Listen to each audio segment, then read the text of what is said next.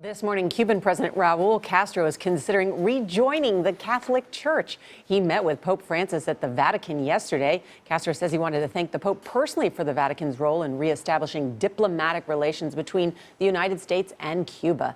Pizzey is in Vatican City and shows us the Church's role in the talks.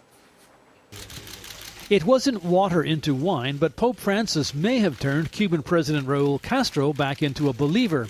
Speaking after their meeting at the Vatican, the communist leader said, quote, "If the Pope continues this way, I will go back to praying and go back to the church," adding, "and I'm not joking."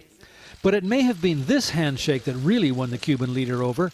The end of 50 years of isolation between Washington and Havana was engineered by the Vatican. The key building block was exchanging 5 Cuban spies imprisoned in the U.S. for American contractor Alan Gross, who was being held in a Cuban jail.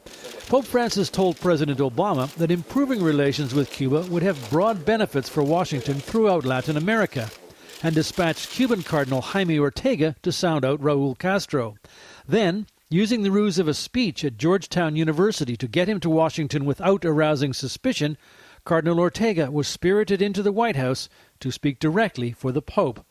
Senator Patrick Leahy was involved from the earliest stages. I think both the Cubans and the U.S. team could say, okay, we agree with Pope Francis. It's time. Cuban and American negotiators met twice in the secure confines of Vatican City and at least 9 times in Ottawa and Toronto.